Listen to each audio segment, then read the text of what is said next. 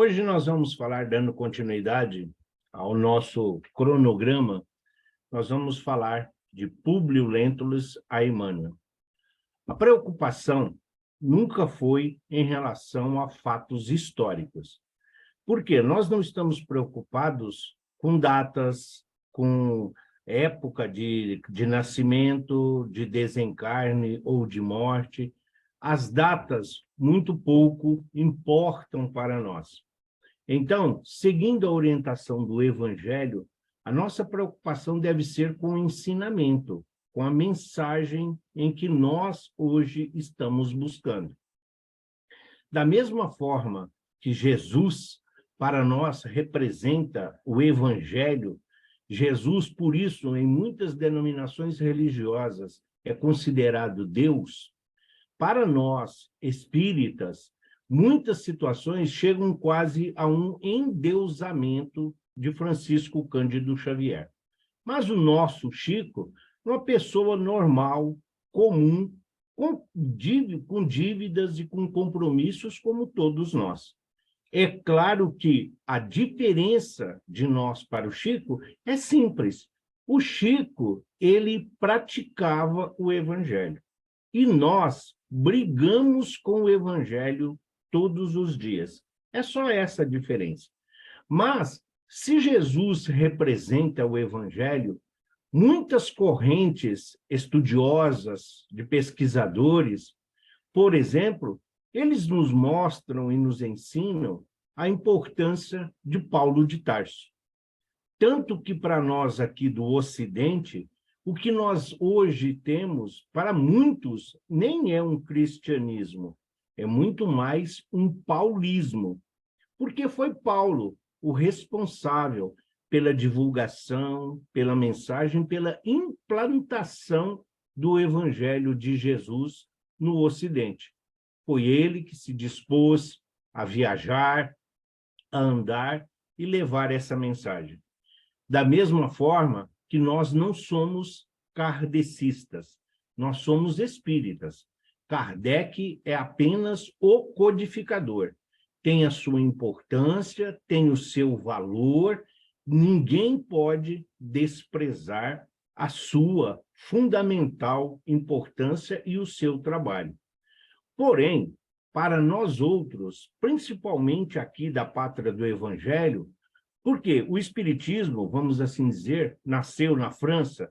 Sim, ali nasceram filósofos, artistas, o pessoal da arte, de todas as áreas, correntes médicas, tudo. Os espíritos que reencarnaram ali, naquela época, 1800, propiciaram a oportunidade desta alavanca, dessa maioridade espiritual que o Espiritismo veio trazer. Porém, para nós aqui, hoje, se nós conhecemos a doutrina espírita, se hoje nós estudamos a doutrina espírita, se hoje nos ônibus, metrôs, nas salas de estar, na sala de espera de consultórios, de escritórios, as pessoas se debruçam sobre os romances espíritas, é graças ao trabalho incansável destes dois auxiliares do Cristo, Emmanuel e Francisco Cândido Xavier. No pequenino livro Testemunhos do Chico Xavier, então, numa conversa particular, por exemplo, entre o Chico e o Emmanuel, o Chico fala que a obra literária que eles estão desenvolvendo era como se fosse... Então, eles estavam sendo ali o espetáculo, eles estavam apresentando o mundo espiritual. E o Emmanuel o corrige. O Emmanuel fala, não, Chico, nós não somos atores, nós não somos produtores, nós somos apenas os coladores de cartaz. Então, se o Emmanuel diz para o Chico que eles são apenas coladores de cartazes, imagine a nossa condição. Mas também nós não podemos desprezar o nosso compromisso, a nossa responsabilidade e a nossa dedicação. E hoje, a essa aula, praticamente uma aula introdutória, é exatamente esse o objetivo. Porque para nós, espíritas, que nos preocupamos com a mensagem do Evangelho e dos espíritos superiores, para nós não importa quem foi quem, em que época que foi, se é verdade, se não é, onde surgiu. Mas nós precisamos sempre fazer uso da razão e da lógica. Não queremos ser diferentes de ninguém. Aqui a questão não é apenas disciplinar ou intelectualidade. É o que a mensagem e como compreender aprimoramento espiritual e evolução através do ensinamento que os espíritos nos trouxeram, sob a supervisão do Cristo, então, no pseudônimo de Espírito de Verdade. A obra, as encarnações a qual nós vamos nos referir, está nesse livro Deus Conosco. Mas, no decorrer da aula, nós vamos permear com algumas informações, porque é preciso ter sempre em mente quando os benfeitores espirituais respondem a Kardec. Em muitas situações, os espíritos não sabem mais do que qualquer homem comum. Tanto que tem muita coisa que é a opinião de um espírito. A nossa responsabilidade enquanto educadores, quem ensina, instrutores, palestrantes, oradores, nós que hoje desenvolvemos, estamos aqui aprendendo, estudando, nós conversamos com amigos, com familiares, nós precisamos, sim, passar aquilo que está acontecendo, mas sem fantasia e sem misticismo. Então, vamos à nossa aula propriamente dita. No dia 10 de julho de 1927, na fazenda da senhora Carmen Pena Perácio, que orientou os primeiros contatos de Chico Xavier com o serviço mediúnico, enquanto rezavam, Carmen ouviu uma voz de um espírito que se identificou como Emmanuel, amigo espiritual de Chico, onde, logo após, o viu como um jovem imponente com vestes sacerdotais e aura brilhante. Então, assim, outra coisa que precisa ficar bem clara. Talvez vocês vão ouvir e ver, principalmente no slide, muita coisa que está ali que vai ser corrigido, mas então por que colocou no slide? Por uma questão de direitos autorais, não podemos modificar o texto enquanto palavras, mas a interpretação, sim. Então, aqui, quando a Carmen fala, ela ouviu a voz de um espírito? Sim, então, ela ouviu, está falando de mediunidade. Claro, todos nós somos médios, todos nós somos médios. Muitas vezes nós entendemos como intuição, como inspiração. E, neste caso, ela ouviu, enquanto estavam ali em oração, em prece, é preciso lembrar que ela já tinha esse contato com o mundo espiritual, então ela ouviu esse espírito se identificando como Emmanuel e dizendo que já era um amigo espiritual, era da família espiritual do Chico. E ela então viu o perispírito, ela viu o perispírito como um jovem imponente nas vestes sacerdotais. Por quê? Nós já falamos, os médiuns, assim, um médium para ver um espírito precisa estar em um patamar evolutivo e de moral. Não estamos julgando a Carmen Pena, estamos falando porque precisa passar essa ideia de que o espírito não está acessível a qualquer médium, não. No ano de 1931, 4 anos depois, portanto, ocorreu o primeiro contato de ambos, no momento em que Chico esteve à sombra de uma árvore, à beira de uma represa, enquanto orava. Não, o objetivo não é ser poético, é mostrar como a espiritualidade age. Ah, então por que colocou? A sombra de uma árvore, muito provavelmente ele estava em oração, estava em prece, se permitia, aos poucos momentos da vida agitada e atribulada que ele tinha, então ele teve esse primeiro contato com Emmanuel. Nesta hora, Chico então viu uma cruz luminosa, percebendo a figura de um senhor que vestia uma túnica sacerdotal. Ocorreu então o famoso diálogo entre Chico e Emmanuel. Sim, quando nós entramos nesse estado de vigília, quem fez mediúnico 1 já ouviu o transe. Existe o transe mediúnico, existe o transe sonambúlico. Aqui é claramente um transe espiritual. Então, Chico, percebendo ali a figura daquele senhor com aquela roupa de centurião romano, então ocorreu o diálogo, que muitas é traduzido e é colocado em muitas das obras espíritas. Então, indaga o Emmanuel: estás mesmo disposto a trabalhar na mediunidade? Sim, se os bons espíritos não me abandonarem. Você não será desamparado, mas para isso é preciso que trabalhe, estude e se esforce no bem. Esse diálogo até aqui seria muito interessante se nós pudéssemos usar quando estamos ali no ID, no básico 1. Todo mundo quer trabalhar a mediunidade, todo mundo quer falar com benfeitores espirituais, visitar o nosso lar e outras colônias, mas muitos não querem estudar, não têm consciência da responsabilidade e do comprometimento. Nós queremos os aplausos e o reconhecimento, mas de preferência sem fazer nenhum esforço. Então, é preciso que trabalhe, que estude e se esforce no bem.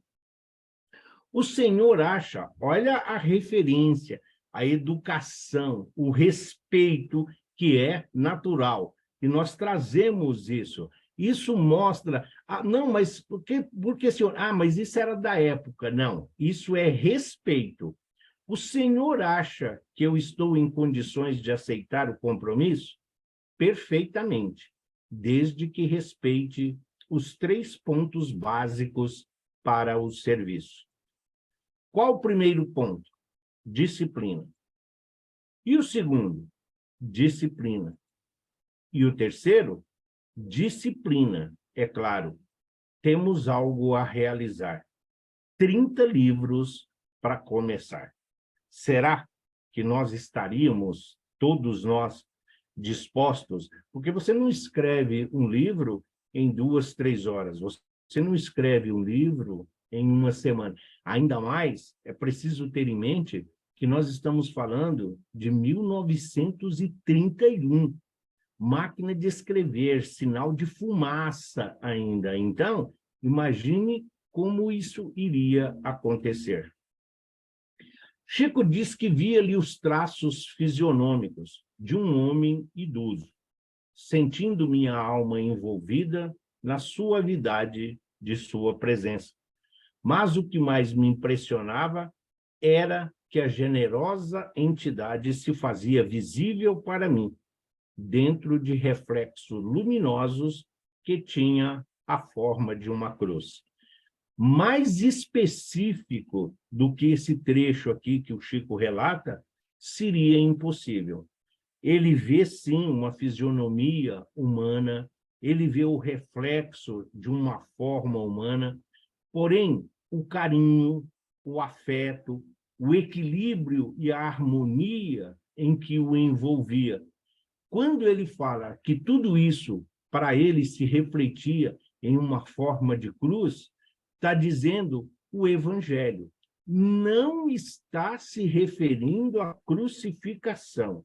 É preciso deixar isso bem claro. A cruz não significa morte. A cruz não significa dor. A cruz para nós significa o quê?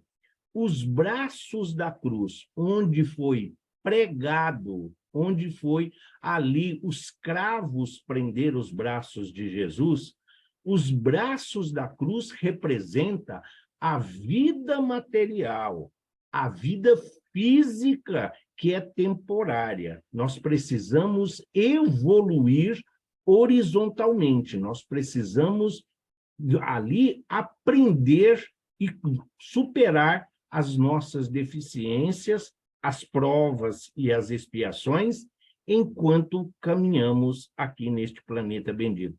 Os braços da cruz é a nossa vida terrena. O poste, a madeira central, onde ficou o dorso do Cristo, representa a nossa evolução espiritual. Nós devemos buscar o alto, nós devemos crescer em direção ao que muitos chamam de céu. Para nós, representa não campos elíseos, as alturas representam evolução, representam para todos nós aprimoramento. Por isso, a entidade mostra e aparece a ele em forma de cruz. Você vai se desenvolver e vai aprimorar enquanto caminha na Terra, ao mesmo tempo em que proporciona a todos aqueles que tiverem acesso às informações que você vai compartilhar, de ascender espiritualmente em relação à casa do Pai, o Ser Supremo. Ao ser questionado sobre a sua identidade, o Espírito teria respondido: porque o Chico não ia ser diferente de nós. Vai perguntar quem é, e ele responde: descansa. Quando te sentires mais forte, pretendo colaborar igualmente na difusão da filosofia espírita. Kardec também, como nós vimos na aula passada, ele também, primeira coisa que ele perguntou: quem é você? Você é uma figura importante? Que é isso? Como é que é? Você já esteve aqui? Onde você esteve? A mesma questão aqui do Chico. Não é uma simples coincidência, é a curiosidade. A nossa vida de relação na Terra, temos isso. O esquecimento, que é dádiva dos céus, nos proporciona isso. Mas a curiosidade aguça para nós essa busca de conhecer e de saber a informação. Então, ele fala: quando você estiver mais forte, quando você estiver melhor preparado, eu pretendo colaborar na difusão da filosofia espírita. Tenho seguido sempre os teus passos, e só hoje me vês, na tua existência de agora. Mas os nossos espíritos se encontram unidos pelos laços mais santos da vida. E o sentimento afetivo que me impele para o teu coração tem suas raízes na noite profunda dos séculos. Sim, nós sabemos disso, e o livro Missionários da Luz fala dos nossos benfeitores, dos arquitetos espirituais, dos colaboradores, todos os espíritos envolvidos no nosso planejamento reencarnatório. Então ele fala: eu te acompanho há muito já, mas somente agora. É esse o momento, é esta a oportunidade. Mas nós nos encontramos unidos. No momento correto de desenvolver e de colocar em prática os nossos compromissos assumidos no mundo espiritual, a manifestação divina se faz presente aos nossos olhos. E aqui não foi diferente a maneira como, então, Emmanuel se apresenta ao Chico. Foi feito um retrato pelo pintor mineiro Delfino Filho. Chico informou que Emmanuel não pousou para o pintor. Então, essa foto, essa imagem que está no slide, que é uma das mais conhecidas do Emmanuel, muitas pessoas não sabem de onde veio. Ah, isso, aquilo. Então, essa é tipo de informação. Ah, mas o que isso vai enriquecer? Sim, não é que foi feito ao acaso. A identificação do espírito, ele não está preocupado em sair nas redes sociais. Não tinha Photoshop ainda naquela época. Então, é para saber de onde surgiu, como surgiu e por que surgiu essa identificação. Pronto, o retrato foi feito pelo pintor mineiro Delfino Filho. E o Chico garantiu. Não é que o Emmanuel apareceu e ficou ali servindo de muso para o pintor. Não. Na verdade, o artista foi auxiliado por um pintor desencarnado que era amigo de Emmanuel. Então, é essa relação. Um pintor intuído, inspirado, auxiliado por um pintor desencarnado, então consegue fazer a pintura. Eu não toco nenhum instrumento, então não adianta o Mozart, não adianta eu ficar ao lado do B.B. King com uma guitarra, não adianta o Jimi Hendrix vir aqui do lado, eu não vou conseguir tocar, porque eu não tenho a mínima afinidade. Então, mas a espiritualidade mostra que não existe acaso, não existe coincidência mágica ou algo miraculoso. Tudo tem uma razão. Um pintor intuído, inspirado com um outro pintor, um encarnado e o outro desencarnado. A imagem de Maria, muito divulgada nas casas espíritas e na literatura, também foi feito mais ou menos nessas mesmas circunstâncias. O médium Chico afirmou que o retrato produzido era fiel ao benfeitor, quando na sua personalidade do senador romano Públio Lentulus Cornélius. O único detalhe que poderia ser corrigido no retrato, segundo Chico, se refere aos lábios, que são, na realidade, mais estreitos e mais masculinos. E nós aprendemos na doutrina espírita que o espírito, quando está na erraticidade, pode escolher de que forma ele quer se apresentar. Não precisamos nos apresentar lá na forma de elemental. Cada um escolhe, não é necessário que seja a última ou a penúltima encarnação. Nós escolhemos aquela com que melhor nós nos identificamos e que facilita o trabalho espiritual que nós temos que desenvolver. Então, o Chico disse dessa forma, só fazendo essa correção em relação aos lábios. A pintura original se encontra na sede do Grupo Espírita Luiz Gonzaga, em Pedro Leopoldo, na sala de preces, no quarto onde o Chico nasceu em 1910.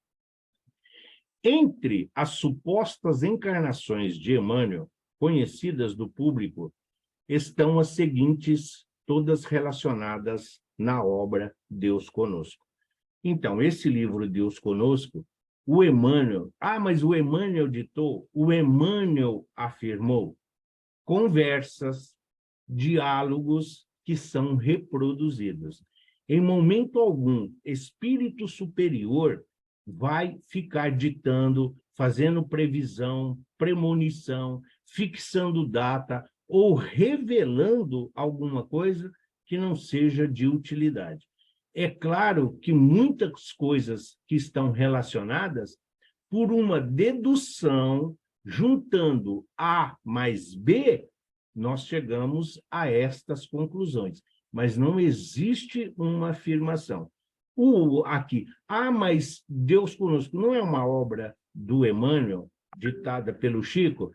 Sim, mas a própria obra sofre o crivo da editora e muitas coisas são alteradas.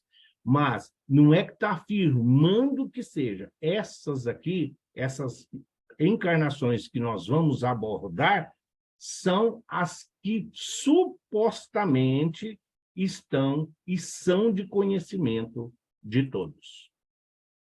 A primeira encarnação de Emmanuel, conhecida na Terra, data do século IX a.C. Seu nome era Simas, um grão sacerdote do templo de Amun-Ra, na antiga cidade egípcia de Tebas. Começamos aqui a compreender. Não é possível que essa seja a primeira encarnação de Emmanuel. É impossível que essa seja.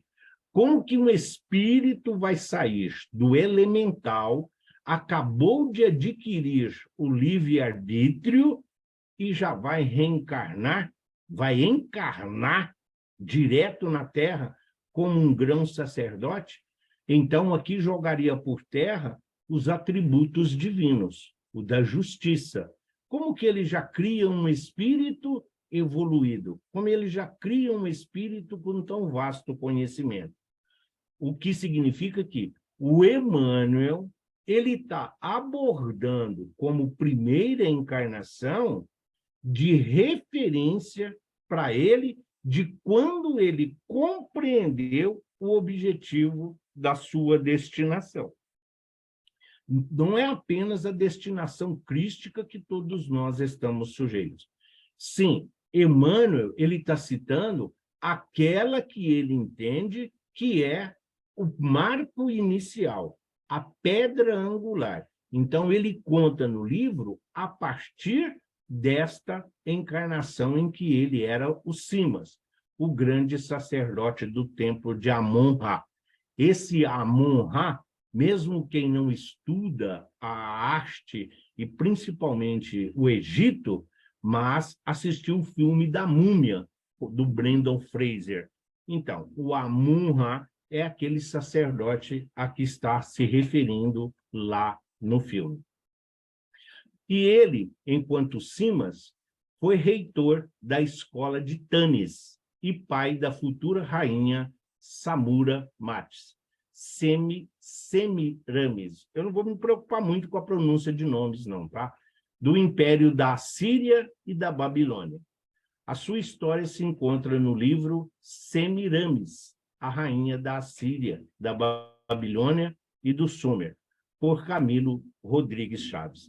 Quem quiser uma história sobre o Egito, quem quiser conhecer um pouquinho mais do que era esta escola, a importância dessa rainha Semiramis dentro da história grega, da história egípcia, este livro não é fácil de encontrar. E, geralmente, quem tem não vai emprestar, mas quem quiser estudar e quiser ver, algumas pessoas têm a obra e pode estudar. Mas o Camilo Rodrigues Alves conta com mais propriedade, com mais particularidades, o que era a vida do Simas.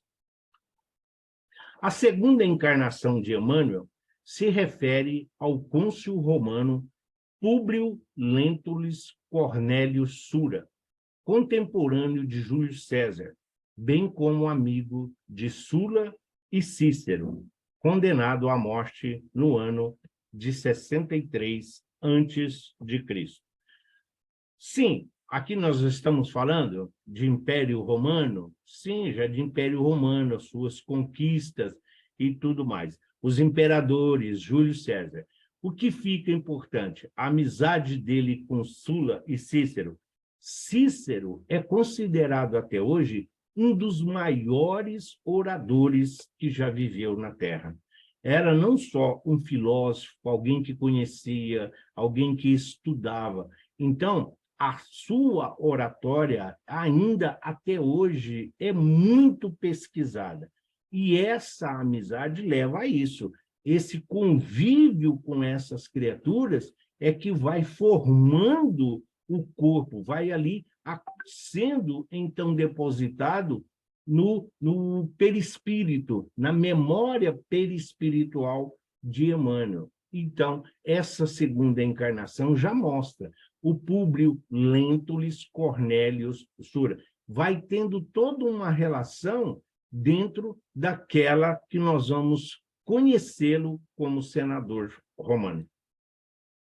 A terceira encarnação de Emmanuel se refere a Públio Lentulus Cornelius, um senador romano e bisneto do anterior Públio Lentulus Cornelius Sura. Viveu a época do Cristo e teve a oportunidade de se encontrar pessoalmente com Jesus. Mas, entre a opção de ser servo de Jesus ou servo do mundo, optou pela última. Aqui nessa terceira encarnação, quem leu lá o livro há 2000 anos vai se lembrar, porque quando ele está ali no seu palácio, tem uma foto do seu bisavô que está lá na parede, e ele se identifica, ele fala não só do quadro que está ali em exposição, como ele faz uma referência de lembranças daquela época, para ver como nós vamos intercalando, como nós vamos interagindo, e em algumas ocasiões, as nossas tendências, os nossos atos nos conduzem a ter uma vaga ideia do que nós fomos.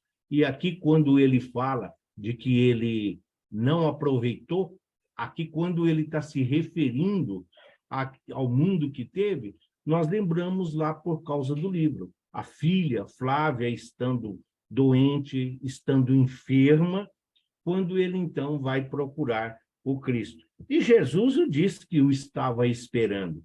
E ele, ali, todo cerimonioso, todo dentro daquele cerimonial, então, ele não cede. Por quê? Ele tem um nome a zelar, ele tem uma posição dentro do Império Romano, perante ao imperador. No que Jesus, então, fala para ele, pode ir embora, sua filha já está curada, sua filha já está bem, mas não por sua causa, mas pela fé da sua esposa. Então, é a Lívia. Então, isso vai mostrando que, mas o Emmanuel, nós colocamos o Emmanuel de hoje, mas ele também cometeu equívocos, ele também já cometeu enganos. Nós sabemos muito de Paulo de Tarso, mas muito poucas pessoas querem conhecer ou saber o que era a vida do Saulo de Tarso. A quarta encarnação de Emmanuel se refere ao escravo Nestório. Ele renasce em Éfeso no ano de 131 depois do Cristo. Separado do filho, Ciro, que também fora escravizado, volta a encontrá-lo durante uma pregação nas catacumbas, onde tinha a responsabilidade da palavra. Cristão desde a infância, é preso e, por manter-se fiel a Jesus, é condenado à morte. Essa quarta encarnação aqui de Emmanuel, que ele está falando, é bem retratada no livro 50 anos depois, enquanto ele está ali, o Nestório, vamos assim dizer, né, que ele está falando. Então, essa situação do próprio Ciro que ele se refere. E tem muitas coisas que estão colocadas no livro do próprio Ave Cristo. Nós vamos vendo como essas personagens vão se encontrando, ora em um corpo, ora em uma situação filial diferente da outra, como um amigo, como um companheiro. Então, é por isso a importância que se tem de nós conhecermos e estudarmos as obras. E Nestório, aqui, então, quando ele encontra o seu filho, né? Então, é muito importante para todos eles esse desenvolvimento que tem aqui dentro da história, porque depois, quando escreveu o livro Renúncia, nós vamos encontrar essas personagens envolvidas em um processo de resgate que, ao mesmo tempo, é expiatório e doloroso, porém, é uma lição muito grande para todos nós, de sacrifício, mas também de oportunidade de evolução. A quinta encarnação de Emmanuel se refere a Basílio, romano, filho de escravos gregos, que nasceu em Chipre e foi liberto no ano de 233. Casou-se com a escrava Júnia Glaura e teve uma filha. Porém, ambas morreram precocemente. Adotou uma criança abandonada que recebeu o nome de Lívia.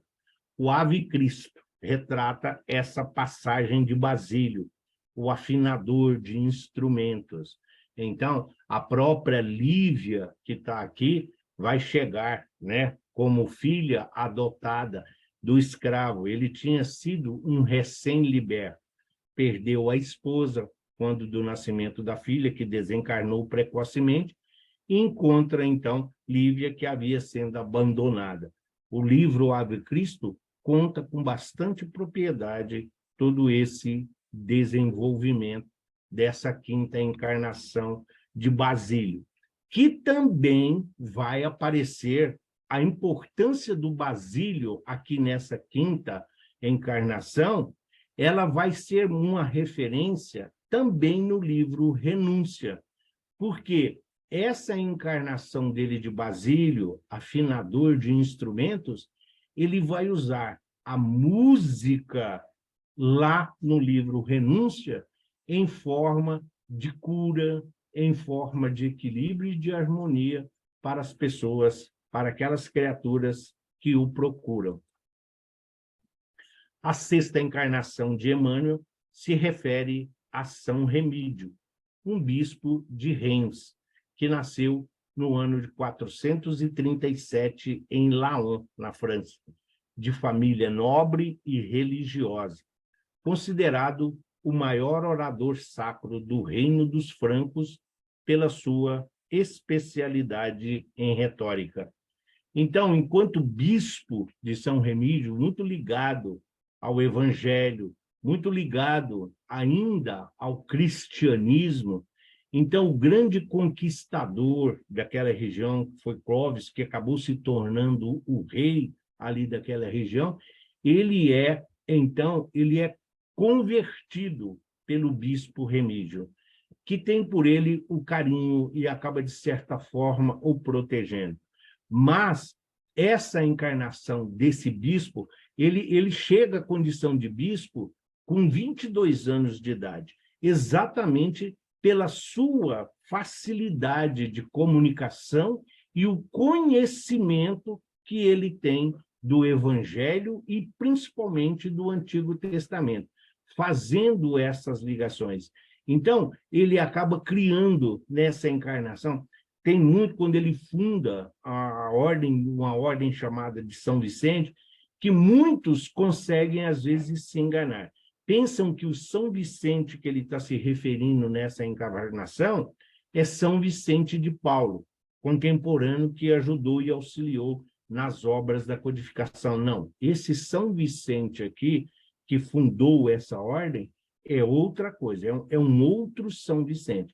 Mas o que importa dessa encarnação foi a sua dedicação ao Evangelho e a sua oratória, não de convencimento, mas de conhecimento e principalmente de auxílio.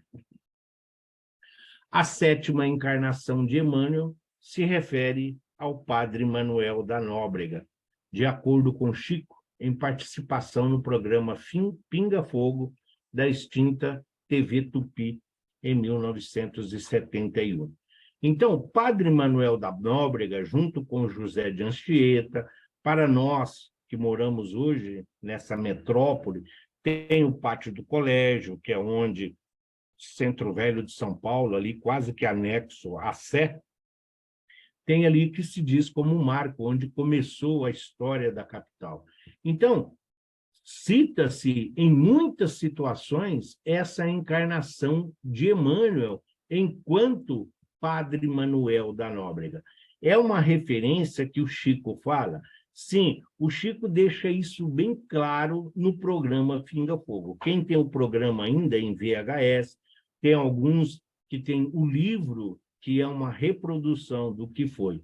Por quê? Porque tem algumas mensagens, tem alguns escritos onde Padre Manuel da Nóbrega tem algumas referências que se compararam às escritas e às assinaturas do Padre Manuel da Nóbrega. E em uma delas, então tem lá, é assinado uma mensagem que tem um E, um ponto, e depois tem Manuel. Então, muitos entendem que ali ele está deixando para dizer que seria Emmanuel. Mas é preciso muita imaginação. É preciso você estar quase num estado de êxtase para poder compreender a grandiosidade de tudo isso. Então, nós precisamos passar a informação, aquilo que está nos livros, mas isso não significa que seja uma veracidade. Mais uma vez, o próprio Chico diz, lá no programa, que ele, Chico, respondeu quase nada das perguntas. Foram todas as perguntas respondidas por Emmanuel, mas o Emmanuel não ia falar que ele tinha sido o padre Manuel da Nóbrega. Além de ser desconfortável e deselegante, isso colocaria aí num ponto inferior tudo aquilo que ele próprio já nos trazia como ensinamento. A oitava encarnação de Emmanuel se refere ao padre Damiano, nascido em 1613 na Espanha. Residiu em Ávila, onde oficiou a Igreja de São Vicente. Desencarnou em idade avançada no presbítero de São Jacques do Paço Alto, em Paris. A Igreja de São Vicente é uma referência da mesma forma que se tem. Às vezes é só o nome, você está querendo fazer uma homenagem, às vezes intuitiva, inspirando, como nós temos, às vezes, o nome do centro, os mensageiros, temos o Manuel Bento, temos o Frei Anselmo, temos Joana de Ângeles, temos o Vinha de Luz, tudo isso são referências. E essa encarnação, aqui é preciso que nós nos atermos bem dentro dessa colocação. Por quê? Aqui fala que nessa encarnação do padre Damiano, 1613, nós vamos ver que é muito pouca a diferença de 50 anos apenas entre um desencarne e a outra encarnação. É possível? É possível, sim. Há alguns espíritos, devido à sua evolução, devido ao seu comprometimento e ao seu conhecimento, a necessidade que se tem. Então, não é uma forma, isso aqui não serve como detração, isso aqui não serve para os detratores da doutrina espírita, para os perseguidores, para os críticos. É preciso sabermos. Em muitos casos, nós sabemos. Quando se fala que há, no mundo espiritual, reencarnações compulsórias, é a título de, muitas vezes, o espírito ser protegido na carne. Então, isso pode ocorrer, mas é muito mais exceção do que regra.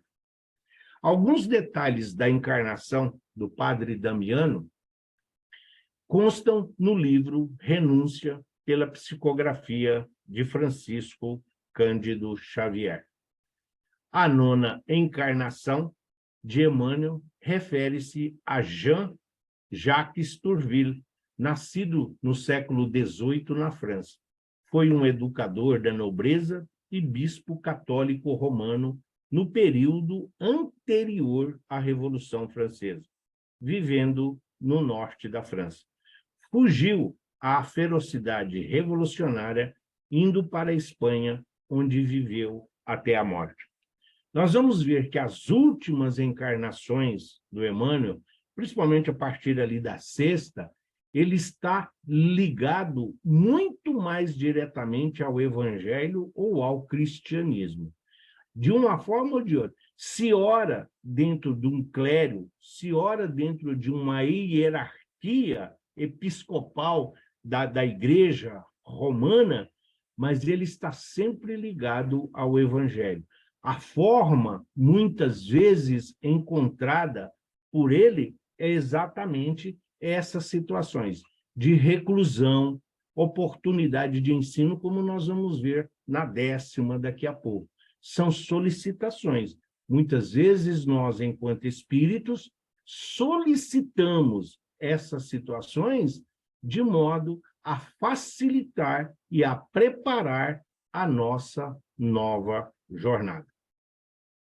A 10ª encarnação de Emmanuel se refere ao Padre Amaro, um humilde sacerdote católico que viveu entre os séculos XIX e XX.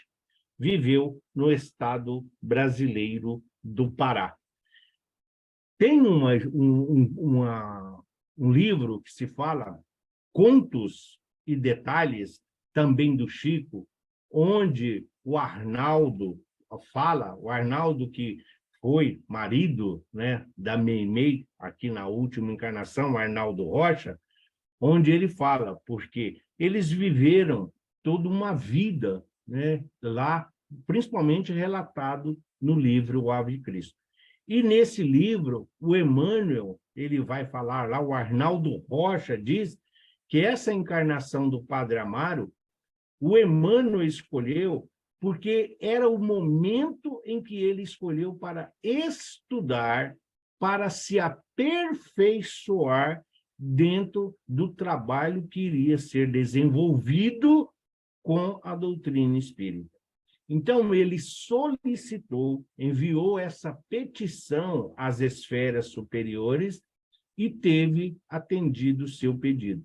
Então, ele encarna e vai assumir como Padre Amaro lá no Pará, exatamente para viver quase recluso, dedicando essa encarnação a estudar e se preparar dentro de um quase isolamento para os trabalhos futuros relacionados ao Espiritismo.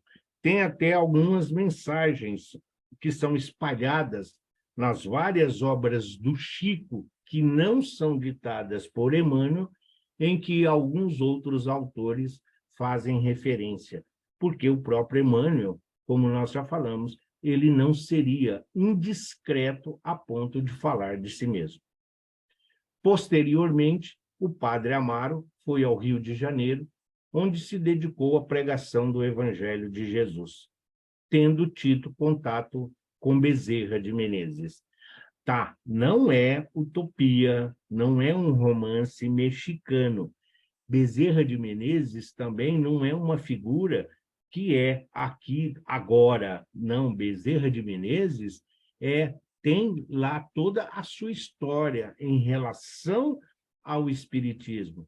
Bezerra de Menezes, hoje, os grandes, os perseguidores, aquelas criaturas que têm restrições quanto a Bezerra de Menezes, é porque ele, na sua formação, era católico.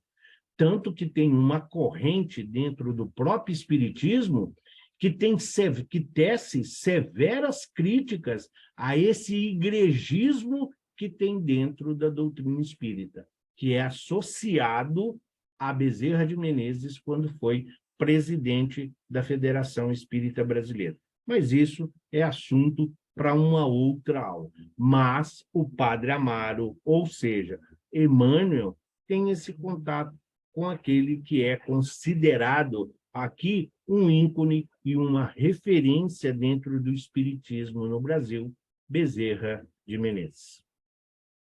Há uma mensagem psicografada por Chico, intitulada Sacerdote Católico que Fui, na qual Emmanuel descreve com detalhes o processo de sua desencarnação nessa existência. Essa também é uma daquelas. Essa mensagem psicografada, onde o Emmanuel está dizendo sacerdote católico que fui, tem que dar margem e precisa, porque é uma interpretação poética. Não pode ser uma interpretação livre. Ele está fazendo algumas referências. Só que quem não conhece, nunca estudou, nunca pesquisou as outras encarnações de Emmanuel, não vai conseguir se situar dentro da mensagem que ele está passando, o sacerdote que foi. Outra coisa muito importante, essa mensagem, ela sofreu algumas alterações de obra para obra e principalmente de editora para editora, de acordo com os interesses e as conveniências. Então, muitas vezes a título de tornar mais popular, mais clara, mais compreensível, substitui-se algumas palavras que acabam deformando ou adulterando na forma e no fundo aquilo que a mensagem nos traz.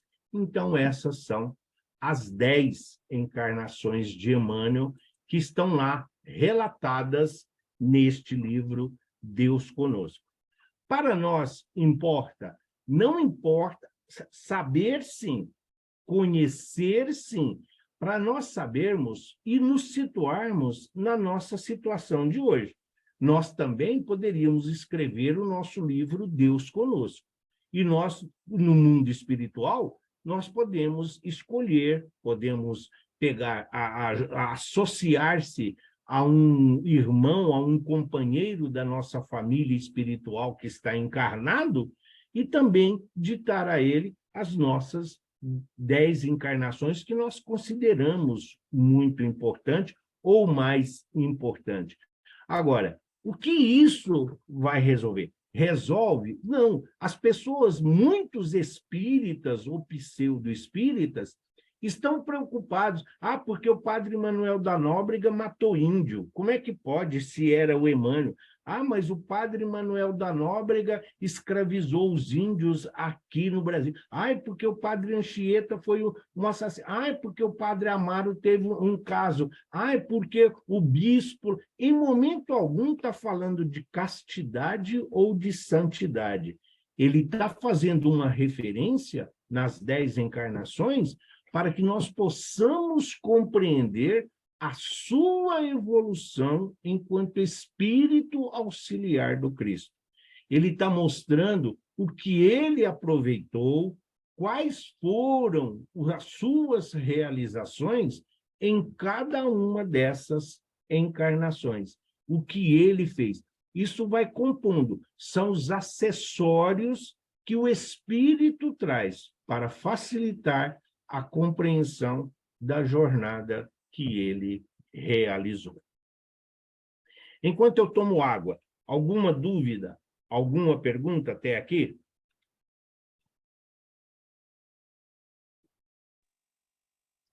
Então, vamos embora. Acho que eu vou falar uma bobagem. Se for, você puxa a minha orelha. Essa primeira encarnação do Emmanuel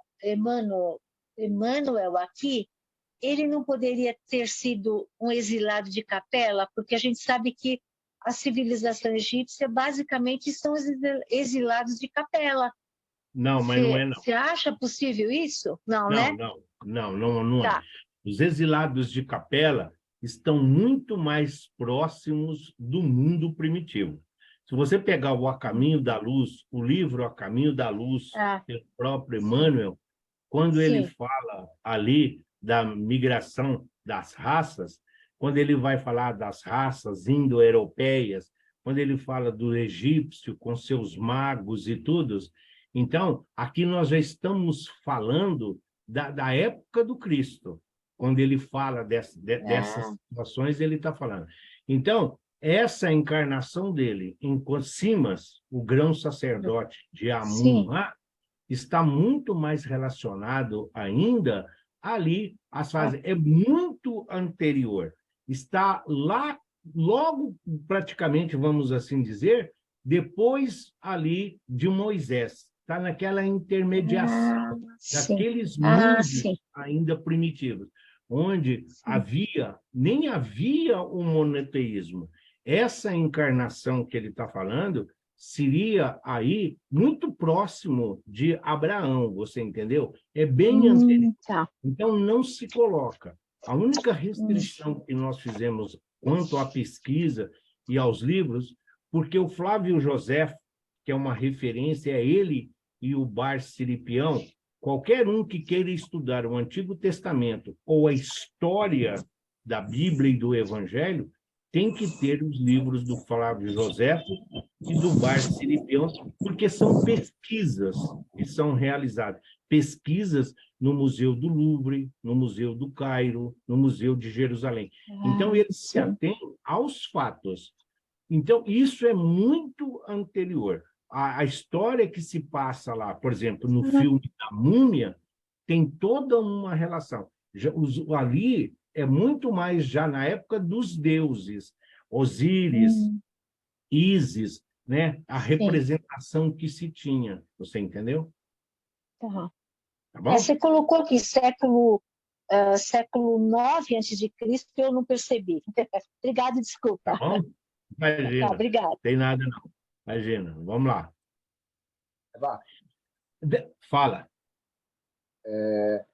você falou que a ideia desse rosto do Emmanuel é baseado na pintura, né, de intuição de um grande pintor, né? E a forma que tem Jesus também é baseada em alguma coisa ou não? Depende de qual Jesus você está falando. Esse Jesus, loirinho, dos olhos azuis, cabelos longos e barba, esse Jesus começou a ser divulgado depois que Michelangelo pintou Jesus no teto da Capela Sistina. Até então, não se tinha um retrato de Jesus. Não se tinha, não. Não tem. Não existe nenhuma referência ilustrativa de Jesus. Então, quando o Papa solicitou a Michelangelo que pintasse o Jesus ali na Capela Sistina, então Michelangelo pintou esse Jesus. Inclusive, muitos falam que era, né, um amigo muito pessoal e muito particular a quem Michelangelo quis ali homenagear. Então, ele retratou esse amigo para a posteridade e a igreja, como ficou, o Papa, como ficou possesso com a situação, mas não dava para desfazer a arte, então, a partir daquele momento, é que começou a vincular esse Jesus.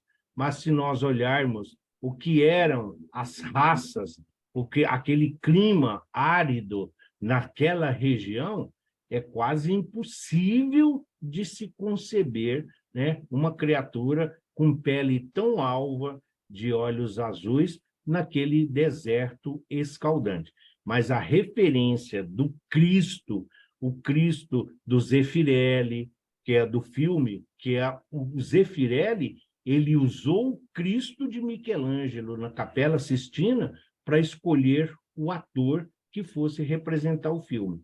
Então, você vai juntando um fato histórico, o Renascimento, as artes, e você vai ver que todos eles giram em torno do Cristo que está representado na Capela Sistina. Ok, Tá bom? obrigado. Então, vamos lá. E aí, nós terminamos as encarnações de Emmanuel. Mas a título de ilustrar, da mesma forma que não existe Paulo de Tarso sem o Gesiel, sem o Estevão. A personagem principal do livro Paulo e Estevão não é o Saulo, não é o Paulo. A personagem principal do livro é o Estevão. Estevão é a ferramenta, é o instrumento de transformação de Saulo em Paulo. A mesma coisa. Não se pode falar de Emmanuel sem falar de Chico. Não se concebe o Chico Xavier sem associar a Emmanuel. E da mesma forma que o esclarecimento se faz necessário, não o Emmanuel histórico, como não é Jesus, o Jesus histórico, ele importa para pesquisadores, para estudiosos. Para nós não estamos nessa sequência cronológica, nós estamos dentro da mensagem que chega até nós. E para mostrar que nós, espíritas, para mostrar que a doutrina espírita não significa rigidez, não significa disciplina, que existem várias formas de se levar o evangelho e de passar esclarecimentos, nós fomos buscar em um outro livro, do Ramiro Gama, né, alguns casos do Chico relacionados ao Emmanuel, relacionados à sua mãe, para mostrar como a doutrina espírita pode se tornar leve e com conhecimento. Como a doutrina espírita pode ser esclarecedora sem trazer nenhuma imposição. Mas nós devemos ficar atentos a tudo aquilo que acontece à nossa volta, pois a misericórdia divina e o amor de Jesus não tem forma, mas sim nos envolve constantemente. Então, o hábito de fumar. Um irmão que fumava 100 cigarros por dia pediu um conselho ao espírito de Emmanuel sobre o hábito pernicioso a que se entregava. E o mentor espiritual atendeu-o, exclamando: melhoremos a nós mesmos, meu filho. Nós já falamos. Sabe quando nós somos espíritas, você vai num batizado, na missa de 7º dia, quando você vai no velório, e que a pessoa fala: você é espírita? Sou. Tem algum espírito perto de mim? Tem algum obsessor? Você pode me dar uma dica se eu vou ser feliz nesse emprego? Se eu vou encontrar assim, assim? Então, as pessoas sempre querem uma consulta. Então, ele se dirigindo, não ao Chico, porque a maioria não queria falar com o Chico. Eles já sabiam da ligação do Chico e do Emmanuel.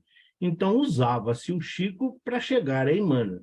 Então, esse rapaz que fumava, esse sem cigarro, fala: olha, eu queria uma rola. Então, o Emmanuel responde a ele: melhoremos a nós mesmos, meu filho. E aí, o rapaz, então, responde: eu desejava um conselho mais direto, fume menos. Ora essa, o que desejo é uma resposta positiva. Nada muito diferente de nós, quando passamos, quando estamos ali recebendo uma orientação, quando lemos um livro. Nossa, não era bem isso que eu queria. Seja claro, eu estou perguntando como eu faço para ir até Santana. Eu sei que se eu for caminhando, eu chego até lá. Eu quero saber se é para mim ir de carro, se é para mim ir de um aplicativo, de bicicleta ou de skate. Então, o rapaz que fez a pergunta, ele fala: fume menos. Só isso? Eu quero uma resposta mais positiva. Então, Emmanuel endereçou-lhe as seguintes palavras: meu amigo, entre fumar e não fumar, é melhor não fumar. Entretanto, se você pretende fazer alguma coisa pior, continue fumando. Quer mais clareza do que nós devemos falar? Seja num atendimento fraterno, seja numa entrevista nas casas espíritas, quando a pessoa vai lá e pergunta: mas é só isso? Eu tenho que passar por um tratamento? Aí eu tenho que estar... Você está dizendo que eu tenho que parar de fazer isso, fazer aquilo? Ah, então, é isso que ele está dizendo? Sim, se você pretende fazer algo pior do que fumar, então continue fumando. Dos males, o menor. É assim, não vai obrigar ninguém a fazer isso. Nós podemos até perguntar: mas qual espírito que vai se colocar para responder? Tudo está relacionado à pergunta. A resposta aqui é tão clara e tão objetiva que faria corar qualquer uma criatura que tivesse um senso de moral.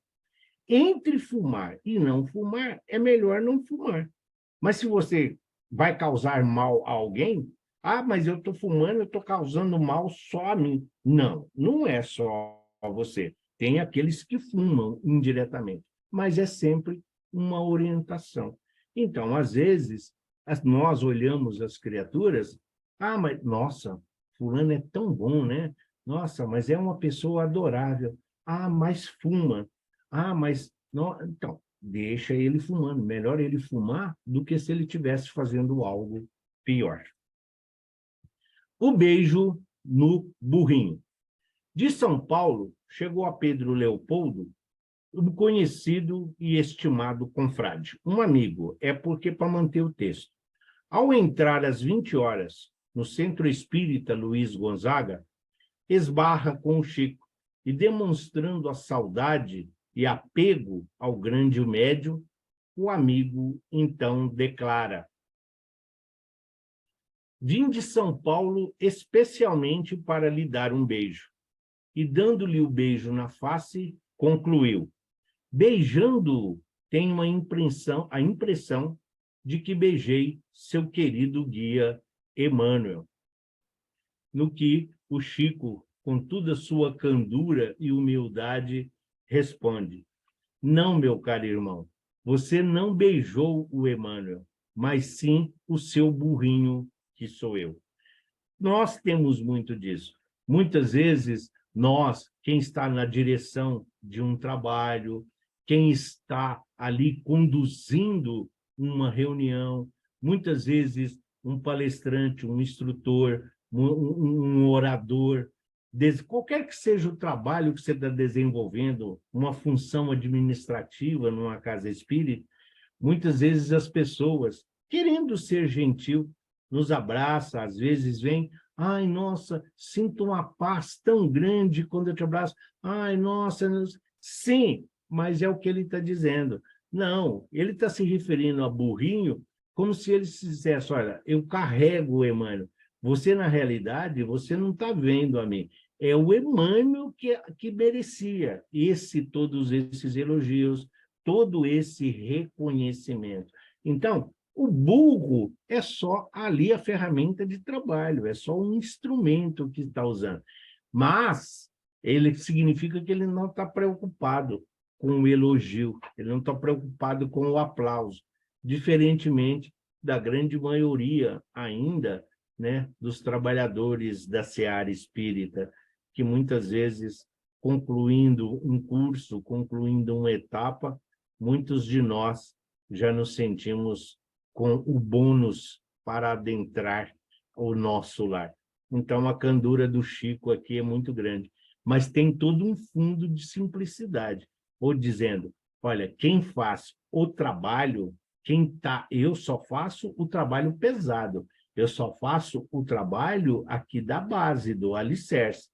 O trabalho que você está vendo, o resultado positivo é do Emmanuel. Por isso, essa colocação. Não no sentido pejorativo ou de afetação. É simplicidade do próprio Chico. Em 1931, mandar alguém para o inferno constituía grave ofensa. E um dos missionários católicos que visitaram Pedro Leopoldo naquela época, no zelo em que defendia a Igreja Romana, falou do púlpito que Chico, o médium espírito que se desenvolvia na cidade, devia ir para o inferno. Algo muito comum naquela época. Hoje, o bullying, e hoje já não é permitido se referir dessa forma. Mas em 1931, não tinha o WhatsApp, então não tinha rede social, então podia mandar as pessoas para o inferno.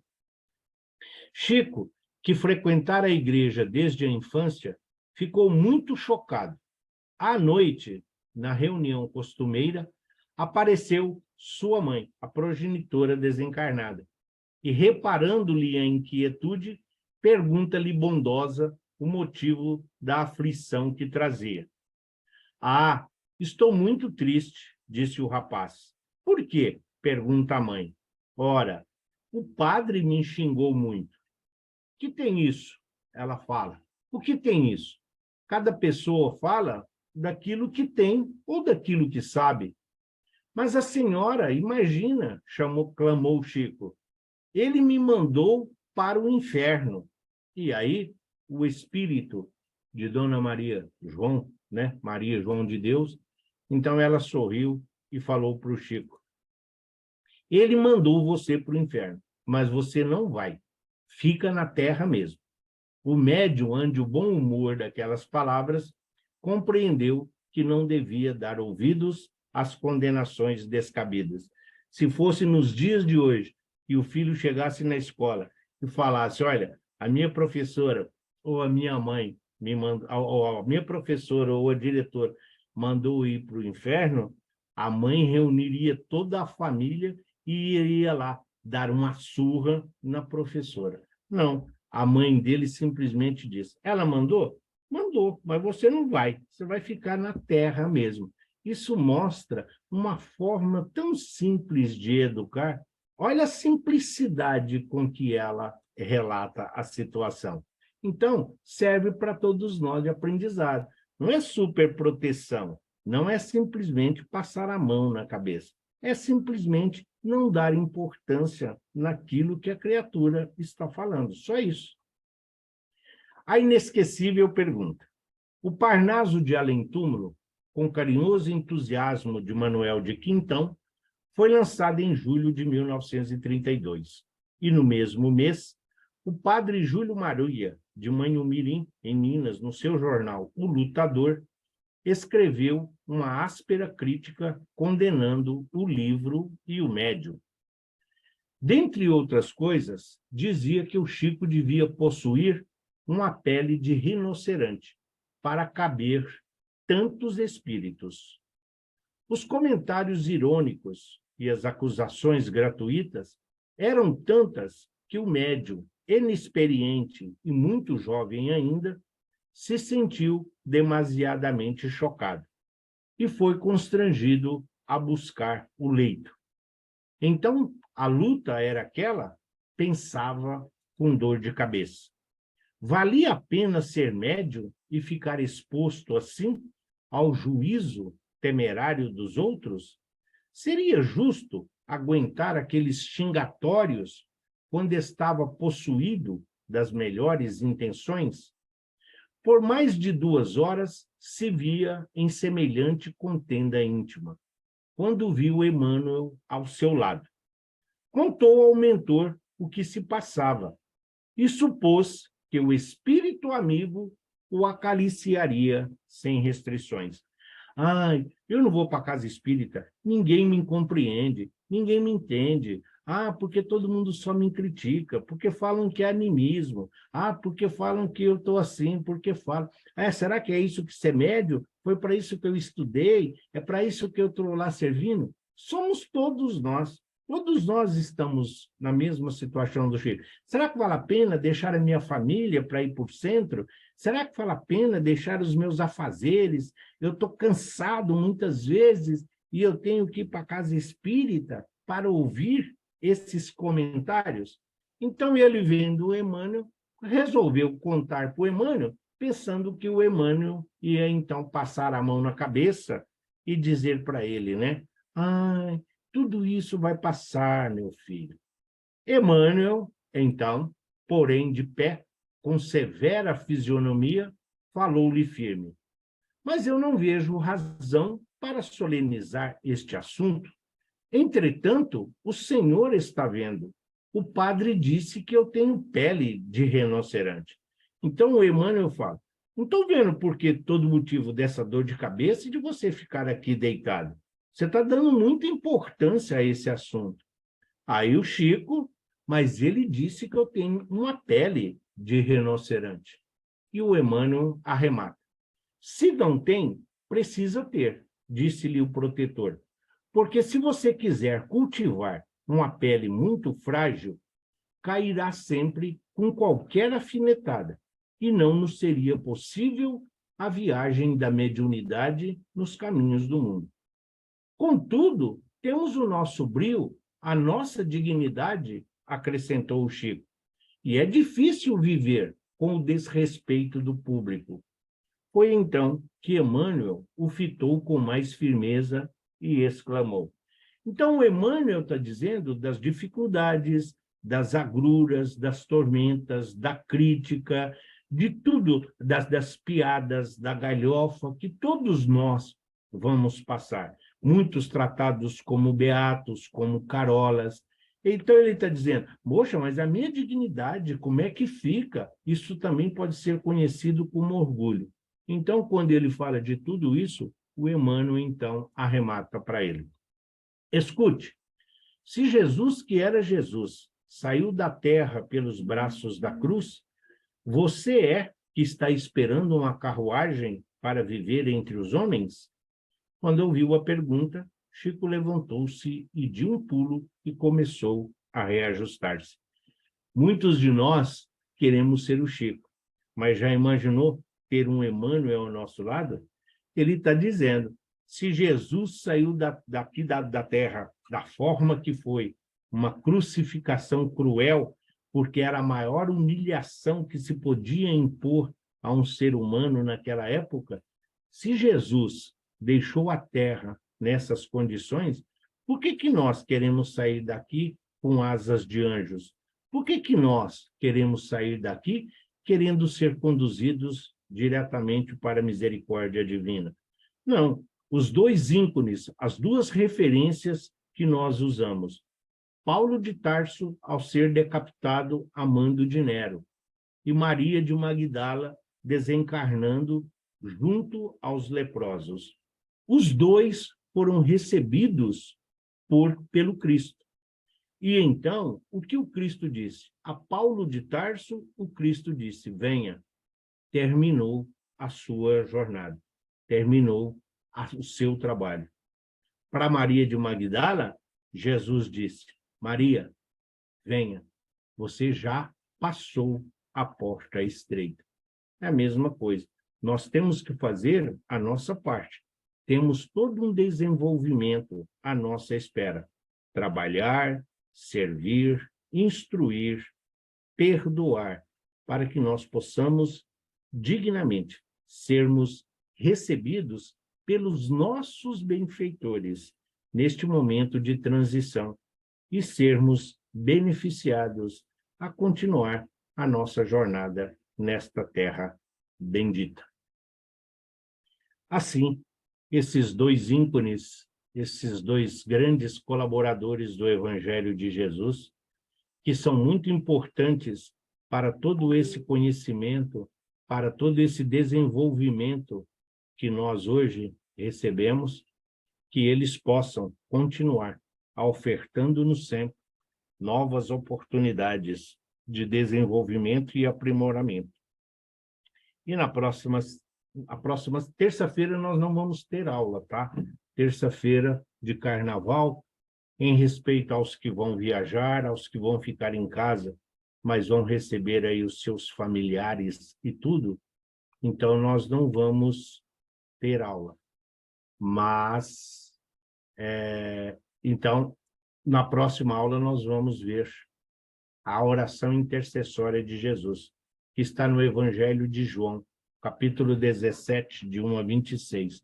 É uma oração muito pouco conhecida, mas ali tem a intercessão direta do Cristo junto ao Pai por nós. Para muitos estudiosos do Evangelho, a oração intercessória, que está no capítulo 17, ela é tão importante quanto o Pai perdoai-os. Eles não sabem o que dizem. E é o que nós vamos desenvolver no nosso próximo encontro, não no dia 21, que é Carnaval, mas no dia 28 de fevereiro. E acabou a nossa aula.